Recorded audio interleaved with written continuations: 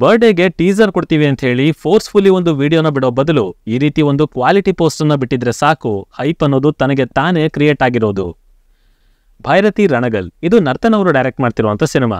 ನಿಮಗೆಲ್ಲ ಗೊತ್ತಿರೋ ಹಾಗೆ ಹೋದ್ಸಲ ಬಂದಂತ ಅಪ್ಡೇಟ್ ನಲ್ಲಿ ಒಂದು ಪೋಸ್ಟರ್ನ ಬಿಡುಗಡೆ ಮಾಡಿ ಚಿತ್ರದ ರಿಲೀಸ್ ಡೇಟ್ ಅನ್ನ ತಿಳಿಸಿದ್ರು, August 15, 2024 ಅಂತ. ಅಂಡ್ ಅದು ಡೈರೆಕ್ಟ್ ಆಗಿ ಕ್ಲಾಶ್ ಆಗಿದ್ದು ಅಲ್ಲು ಅರ್ಜುನ್ ಅವರ ಪುಷ್ಪ 2 ಜೊತೆಗೆ. ಈ ವಿಷಯದಲ್ಲಿ ಏನುತ್ತಮ, ರಿಯಾಲಿಟಿ ಹೇಗಿದೆ, ಸ್ಪೆಷಲಿ ಕ್ಲಾಶ್ ಅನ್ನೋದ್ರ ಮೇಲೆನೆ ಆಲ್ರೆಡಿ ಒಂದು ವಿಡಿಯೋನ ಮಾಡಿದ್ದೀನಿ. ನೋಡಿಲ್ಲ ಅಂದ್ರೆ ಡಿಸ್ಕ್ರಿಪ್ಷನ್ ಹಾಗೆ ಕಮೆಂಟ್ಸ್ ಅಲ್ಲಿ ಲಿಂಕ್ ಕೊಟ್ಟಿರ್ತೀನಿ, ಒಂದ್ಸಲ ವಿಸಿಟ್ ಹಾಕಿ. ಇನ್ನು ಇವತ್ತಿನ ಈ ವಿಡಿಯೋನ ಶುರು ಮಾಡೋದಕ್ಕಿಂತ ಮುಂಚೆ ಸರ್ವರಿಗೂ ಯುಗಾದಿ ಹಬ್ಬದ ಹಾರ್ದಿಕ ಶುಭಾಶಯಗಳು. ಚಾನಲ್ಗೆ ಫಸ್ಟ್ ಟೈಮ್ ಬಂದಿದ್ರೆ ಹೆಂಗೋ ಒಳ್ಳೆ ದಿನನೇ ಬಂದಿದ್ದೀರಾ, ಬೇವು ಬೆಲ್ಲ ತಿಂದು ಸಬ್ಸ್ಕ್ರೈಬ್ ಮಾಡ್ಕೊಳ್ಳಿ. ಹಾಗೆ ವಿಡಿಯೋ ಇಷ್ಟ ಆಯ್ತು ಅಂದ್ರೆ ಖಂಡಿತ ಒಂದು ಲೈಕ್ ಕೊಟ್ಟೆ ಕಂಟಿನ್ಯೂ ಮಾಡಿ. ಫಸ್ಟ್ ಆಫ್ ಆಲ್ ಪೋಸ್ಟರ್ ವಿಚಾರಕ್ಕೆ ಬಂದ್ರೆ ಕ್ವಾಲಿಟಿ ಅನ್ನೋದು ತುಂಬಿ ತುಳುಕ್ತಾ ಇದೆ. ಅಂಡ್ ಆಸ್ ಯೂಶುವಲ್ ಕಾಣಿ ಸ್ಟುಡಿಯೋಸ್ ಅವರು ತಮ್ಮ ಡಿಸೈನಿಂಗ್ ಇಂದಾನೆ ಇಂಪ್ರೆಸ್ ಮಾಡಿದ್ದಾರೆ.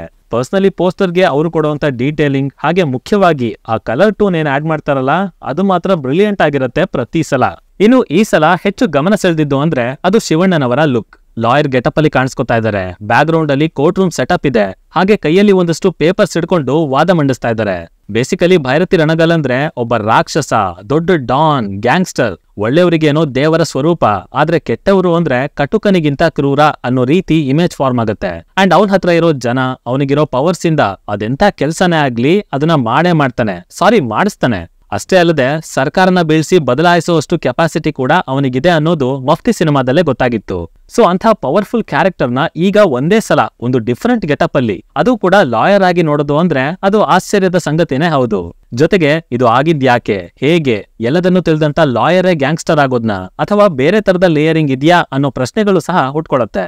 ಇನ್ನು ಇಲ್ಲಿ ಹೆವಿ ಸದ್ದು ಮಾಡ್ತಿರೋ ವಿಷಯ ಏನಂದ್ರೆ ಸಿನಿಮಾದಲ್ಲಿ ಶಿವಣ್ಣನವರ ಡಬಲ್ ರೋಲ್ ಇರುತ್ತೆ. ಅದರಲ್ಲಿ ಲಾಯರ್ ಬಂದು ಅಪ್ಪ ಅಂಡ್ ಮಗ ಗ್ಯಾಂಗ್ಸ್ಟರ್ ಅಂತ. ಓಕೆ, ಕೇಳೋದಕ್ಕೇನೋ ಈ ಥಿಯರಿ ತಕ್ಕ ಮಟ್ಟಿಗಿದೆ, ಬಟ್ ಅನ್ಫಾರ್ಚುನೇಟ್ಲಿ ಅದು ಸಾಧ್ಯನೇ ಇಲ್ಲ. ಬಿಕಾಸ್ ಭೈರತಿ ರಣಗಲ್ ಅವರ ತಂದೆ ಪಾತ್ರನ ಮಫ್ತಿ ಸಿನಿಮಾದಲ್ಲಿ ಆಲ್ರೆಡಿ ಇಂಟ್ರೊಡ್ಯೂಸ್ ಮಾಡಿಸಿದ್ದಾರೆ. So no question of double acting. And also ಅಲ್ಲಿ ರಣಗಲ್ ಅವರ ತಂದೆ ಕೂಡ ಜನರಿಗೋಸ್ಕರ ಒಳ್ಳೆ ಕೆಲಸ ಮಾಡೋದಕ್ಕೆ ಪ್ರಯತ್ನ ಮಾಡ್ತಿರ್ತಾರೆ. ಬಟ್ ಆ ಪ್ರಯತ್ನ ಫಲ ಕೊಡೋದಕ್ಕಿಂತ ಮುಂಚೆ ಅವರು ವಿಧಿವಶರಾಗ್ತಾರೆ. ಅಂಡ್ ಆ ಟೈಮಲ್ಲಿ ಭೈರತಿ ರಣಗಲ್ಗೆ 12 ವರ್ಷ, ಜೊತೆಗೊಬ್ಬಳು ತಂಗಿನೂ ಇರ್ತಾಳೆ. ಸೊ ಅಲ್ಲಿಂದ ಅವನು ಇಷ್ಟು ದೊಡ್ಡ ಸಾಮ್ರಾಜ್ಯನ ಕಟ್ಟಿದ್ ಹೇಗೆ, ಆ ದಾರಿಲಿ ಇದ್ದಂತ ಚಾಲೆಂಜಸ್ ಏನು ಅನ್ನೋದೇ ಪ್ರೀಕ್ವೆಲ್ ನ ಮೈನ್ ಕಂಟೆಂಟ್. ಇನ್ನ ಆಕ್ಚುಲ್ ಆಗಿ ಭೈರತಿ ರಣಗಲ್ ತಾನೊಬ್ಬ ಗ್ಯಾಂಗ್ಸ್ಟರ್ ಆಗೋದಕ್ಕಿಂತ ಮುಂಚೆ ತನ್ನ ತಂದೆ ಹಾದಿಯಲ್ಲೇ ಸಾಕ್ತಾ ಚೆನ್ನಾಗಿ ಓದಿ ಲಾಯರ್ ಆಗಿರ್ತಾನೆ, ಜನಗಳ ಪರವಾಗಿ ಕೆಲಸ ಮಾಡ್ತಿರ್ತಾನೆ. ಆದ್ರೆ ಯಾವುದೋ ಒಂದು ಭಯಂಕರ ಘಟನೆ ಅವನ್ ಲೈಫ್ ಅಲ್ಲಿ ನಡೆದು ಹೋಗಿ ಆ ಪೊಸಿಷನ್ ಅಲ್ಲಿ ಅವನೇ ಅಸಹಾಯಕನಾಗಿ ಹೋದಾಗ ಈ ಚೇಂಜ್ ಓವರ್ ಬಂದಿರ್ಬೋದು ಅನ್ಕೋತೀನಿ.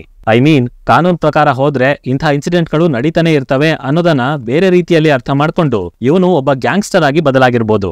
ಇನ್ನು ಇದಕ್ಕೆ ಪೂರಕವಾಗಿ ಮಫ್ತಿ ಸಿನಿಮಾದಲ್ಲೇ ಒಂದಷ್ಟು ಡೀಟೇಲಿಂಗ್ ಇದೆ. ಲೈಕ್ ರಣಗಲ್ ಮನೆಯಲ್ಲಿ ಅವನ ಕೊಠಡಿಯ ತುಂಬಾ ಇರುವಂತ ಪುಸ್ತಕಗಳು, ಈ ಕಡೆ ಅಶ್ವಥ್ ಕುಡಾರಿ ಅಂತ ಒಳ್ಳೆ ವ್ಯಕ್ತಿನ ಅವನು ನಡ್ಸ್ಕೊಳ್ಳುವಂತ ವಿಧಾನ. ಅಂಡ್ ಮೈನ್ಲಿ ಅವನ ಮೇಲೆ ಅಟ್ಯಾಕ್ ಆದಾಗ ಅಥವಾ ಕ್ರೈಮ್ ಮಾಡ್ಬೇಕಾದಾಗ ಡೈರೆಕ್ಟ್ಲಿ ಅವನೇ ಇನ್ವಾಲ್ವ್ ಆಗಲ್ಲ, ಅದನ್ನ ಬೇರೆಯವ್ರ ಕೈಯಲ್ಲಿ ಮಾಡಿಸ್ತಾನೆ. ಸೊ ಕೈಗಳಿಗೆ ರಕ್ತ ಅಂಟದೇ ಇರೋ ರೀತಿ ಕೆಲಸ ಮಾಡ್ತಾ ಸರ್ಕಾರಕ್ಕೆ ಒಂದು ಕ್ಲೂನ ಕೂಡ ಬಿಟ್ಕೊಡದೆ ಇರೋದು ಅಗೈನ್ ಒಬ್ಬ ಲಾಯರ್ನ ಕ್ವಾಲಿಟಿ. ಇದಿಷ್ಟು ಪೋಸ್ಟರ್ನ ನೋಡಿ ನನಗೆ ಹೇಳ್ಬೇಕು ಅನ್ಕೊಂಡಂತ ವಿಚಾರಗಳು. ಕ್ಯಾರೆಕ್ಟರ್ ಟರ್ನ್ ಓವರ್ ಬಗ್ಗೆ ಮಾತಾಡಿದ್ದೀನಿ, ಬಟ್ ಸ್ಟಿಲ್ ಇದೊಂದು ಪೋಸ್ಟರ್ ಆಗಿರೋದ್ರಿಂದ ಎಕ್ಸಾಕ್ಟ್ಲಿ ಯಾವ ಘಟನೆ ಭೈರತಿ ರಣಗಲ್ನ ಇನ್ಫ್ಲೂಯೆನ್ಸ್ ಮಾಡ್ತು ಅಂತ ಹೇಳೋದಕ್ಕಾಗಲ್ಲ. ಬಟ್ ಅದಕ್ಕೇನೆ ಇಲ್ಲಿ ಹೆಚ್ಚು ಅವಕಾಶ ಅಂತ ಇರೋದು. ಇನ್ನ ಇದರ ಹೊರತಾಗಿ ನಿಮ್ ಹತ್ರ ಬೇರೆ ಯಾವ್ದಾದ್ರು ಥಿಯರಿಗಳಿದ್ರೆ ಅಥವಾ ಬೇರೆ ರೀತಿ ಒಪಿನಿಯನ್ಗಳಿದ್ರೆ ಕೆಳಗಡೆ ಅದನ್ನ ತಪ್ಪದೆ ಕಮೆಂಟ್ ಮಾಡಿ ತಿಳಿಸ್ಬಿಡಿ. ಡಿಸ್ಕಷನ್ಸ್ ಮಜವಾಗಿರುತ್ತೆ. ಸೈನಿಂಗ್ ಆಫ್, ಲಿಖಿತ್.